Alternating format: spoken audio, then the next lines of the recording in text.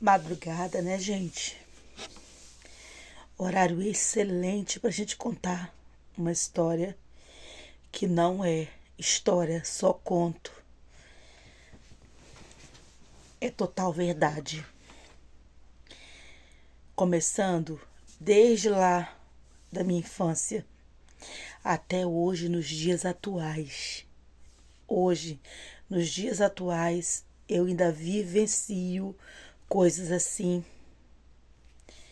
Aí você deve estar perguntando do que você quer falar. Vamos ao que interessa? Então, em 1995, nos mudamos para o Rio de Janeiro, vindo do Nordeste da Bahia. E chegando aqui neste lugar, nos assentamos, moramos numa comunidade, ficamos lá bastante tempo, foi muito legal, mas começaram a surgir os problemas.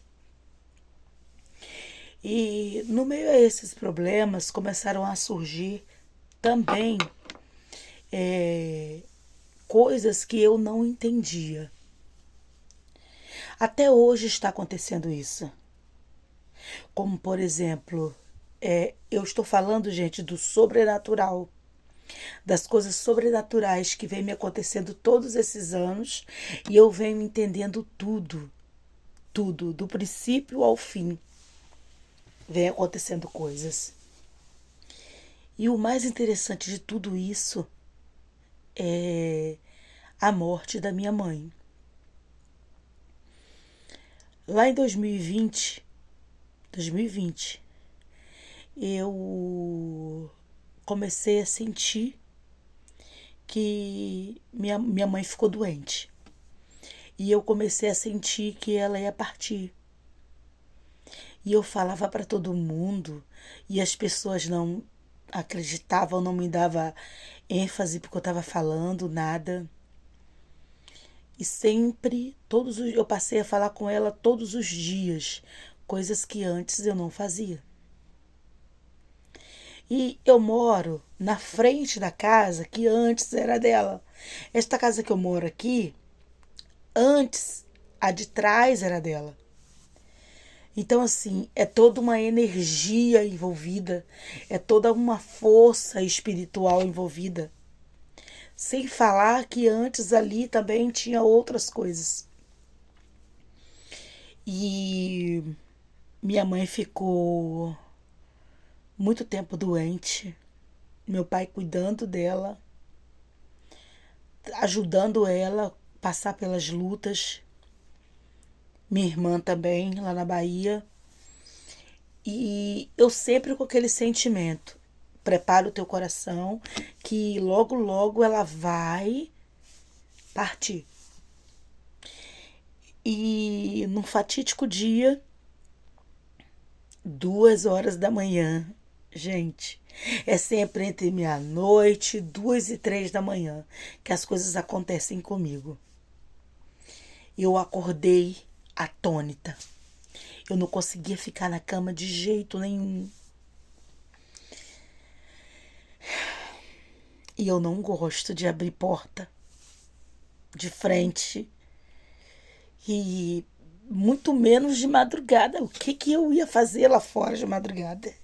Naquele dia era abril. Então, fevereiro, março, abril. Tô começando a ficar frio. Tava bastante frio naquele dia. Eu não sei o porquê que tava tão frio, né? E eu me virei,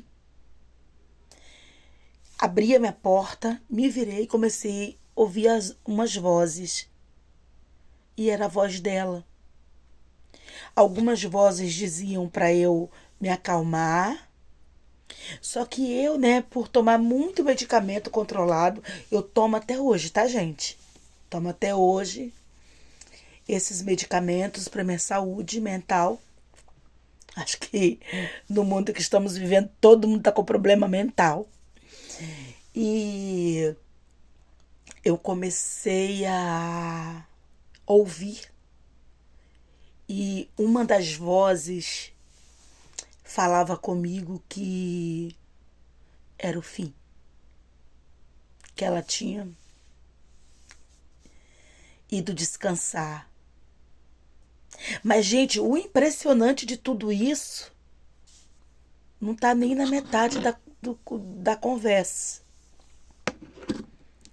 Um mês antes de tudo isso acontecer, essa história toda vira à tona de que minha mãe tinha CA, de que minha mãe tinha outra doença também que eu não posso falar o nome aqui, dado pelo fumo. Era outra doença, foi causada pelo fumo, para quem gosta de tabaco. Então, minha mãe tinha essas duas enfermidades, essas duas patologias. E ela então estava enferma e 2 ou 3 semanas antes dela partir, um mês, não me recordo muito bem o dia, a hora, o ano, né? O ano eu sei que foi 2020, mas foi no final de 2019 para o início de 2020. Veio uma pessoa aqui na minha casa, na minha porta, parou na minha frente e falou que eu tinha uma missão a fazer. E que essa missão era ir até o Nordeste da Bahia para salvar a minha mãe. Eu falei, como? Não tem como eu ir. Eu estava desempregada na época. Continuo desempregada, tá, gente? Mas graças a Deus as coisas estão fluindo por aqui. E eu tinha que ir até lá para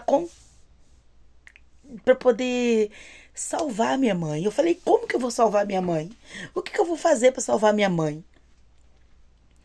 E aí, gente, já estava rolando uma viagem entre os meus irmãos, porque nós somos 9, né? Somos 9. São 2 homens e 2 mulheres e 7 mulheres. É comigo 7 mulheres, 2 homens. Somos 9. Já estava surgindo essa viagem. Mas eu não ia participar da viagem. Eu não fui convidada para ir à viagem. E essa pessoa que veio até minha casa, ela contou com detalhes tudo que ia acontecer com a minha mãe.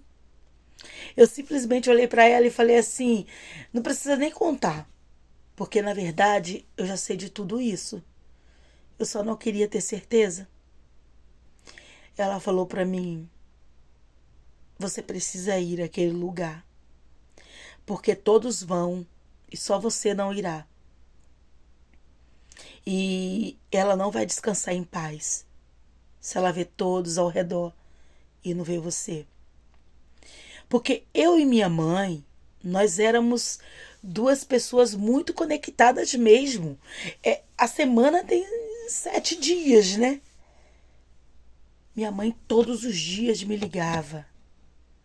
E quando eu não atendia, ela retornava a ligação depois. E vice-versa. Era assim. E aquela senhora me falou todas aquelas coisas e foi embora. Nunca mais ouvi aquela senhora. Nunca mais mesmo. Embarcamos lá para Bahia. Embarcamos mesmo assim. Meus irmãos resolveram deixar eu ir. E quando eu cheguei lá, que eu olhei para minha mãe, eu já sabia. Eu já sabia que era o fim. Nos despedimos de nossa mãe, todos os filhos. Eu fiz tudo o que tinha que fazer para a purificação da vida dela, para ela ter uma vida melhor, porque minha mãe era uma pessoa muito atribulada por conta de um irmão que nós temos, que eu não vou citar o nome aqui. Ele vive ainda por aí, pelas ruas, como um andarilho. E no dia 9, chegamos lá, ficamos 9 dias, se não me engano. No dia, acredito que no dia 9 de abril, nós retornamos para o Rio de Janeiro. No dia 27 de abril, gente, de 2020, em plena pandemia, 2 horas da madrugada, minha mãe estava no colo do meu pai, deitada, muito magrinha, e ela disse pro meu pai que era a última vez que ele o via com vida. Foi uma história assim, gente, que, nossa, terrível. Eu levei, fez 4 anos, né? Eu levei muito tempo para me recuperar e eu ainda não me recuperei. Falar dela é como trazer à tona tudo que nós vivemos. Por quê? Foi pior para nós porque estávamos aqui longe, distante, no Rio de Janeiro. Ela estava no interior da Bahia. E eu sempre tomava muitos medicamentos. Mas nesse dia, 2 horas em ponto, eu acordei. Eu acordei, como eu falei, atônita, muito agitada, e falei: aconteceu alguma coisa com a minha mãe. Falei aqui na minha mente, não falei para ninguém ouvir. E aí começou a minha saga. Eu peguei o celular, toda hora olhava o celular, toda hora olhava o celular. Não sabia se olhava no grupo da família para ver se tinha alguma notícia lá diferente. E fiquei ali de 2 às 5 da manhã, extremamente angustiada. Quando deu 5 horas da manhã, eu já desesperada de todas as formas que vocês podem imaginar, eu peguei o telefone. Eu já sabia que ela estava morta. Eu já sabia que ela tinha feito a partida, a passagem dela. Mas naquele dia foi um dia difícil. Porque saber que ela tinha partido, eu já sabia, só não queria acreditar. Pela patologia, por tudo. Mas saber que ela veio, né, se despedir de mim, porque hoje eu vejo isso, ela veio se despedir de mim. Da filha que ela tinha tanta preocupação. Da filha que ela deixava de comer, às vezes, alguma coisa que ela queria gostoso para me ajudar financeiramente. Ajudar os meus filhos, a mim. E às 5 horas da manhã, eu resolvi pegar o celular e olhar. E quando eu olho lá, tá a foto fúnebre da minha mãe. E era exatamente como eu vi ela. Agora é que vai vir a parte mais tenebrosa de tudo isso. Minha mãe partiu às 2 horas da manhã. 2 horas da manhã. Eu acordei da cama, atônita, às 2 horas da manhã. Corri e abri a porta, coisa que eu jamais faria. Que eu tinha pavor e tenho até hoje. De abrir porta de madrugada. Por nada faço isso. Não gosto. E minha mãe nutria um carinho por um abacateiro que ela tinha no fundo do quintal. Que a casa dos fundos, como eu estou falando, sempre foi dela. Claro que já tinha sido vendida para o meu irmão, mas a casa foi dela. E esse abacateiro, quem plantou foi ela. E eu, às 2 da madrugada, olho pro abacateiro. As flores, as plantas, né? O pé de manga, tudo estava balançando normal. Mas o abacateiro parecia que balançava mais naquela madrugada. Eu conto, fico toda arrepiada, ó. Eu fico toda arrepiada. Não sei se dá pra vocês verem meu braço, ó. Toda arrepiada, ó. Só de contar isso pra vocês, ó. Meus braços todo arrepiados. Ó, toda arrepiada. O abacateiro, ele balançava mais do que tudo. E as folhas do abacateiro começaram a cair. 2 da manhã, quando eu soube da partida dela, já era 5. E para que esse vídeo não fique muito longo, que eu vou contar a história toda da minha mãe e outras, até que eu tenho vivido nos dias atuais para vocês, fora as coisas que eu já vi com os olhos, sim, naturais. Eu liguei para alguém da família e quando alguém já ia contar, eu falei, eu já sei o que aconteceu. Ela foi descansar. E assim, gente, é uma parte da história de como foi a partida da minha mãe com CA e com uma doença causada por tabaco. Eu vou deixar aqui esse pequeno trecho. Aí você me pergunta, o que tem sobrenatural nisso? Aí vamos fazer as pontuações. Naquele dia, eu fiquei inquieta o dia inteiro.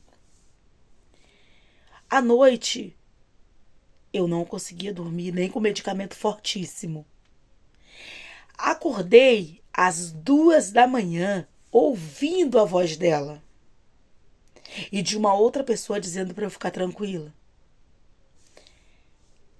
Quarto, tinha essa outra pessoa dizendo para eu ficar tranquila e que ela tinha descansado. Quinto. E até hoje, gente, toda vez que chega a data de aniversário dela, data de aniversário de morte e outras coisas, eu sempre recordo disso. Isso aqui não é tudo, ainda tenho mais a contar, tá? Eu ainda quero contar para vocês a parte do que o meu pai me contou. Meu pai sempre que vem aqui em casa me conta algo e o meu pai me contou. Eu vou encerrar esse vídeo hoje, porque ele já está muito longo, mas eu quero que vocês conheçam essa história, porque é de arrepiar, com toda certeza. Então vamos continuar num outro momento essa conversa, que eu tenho certeza que vocês todos vão querer saber. Todos.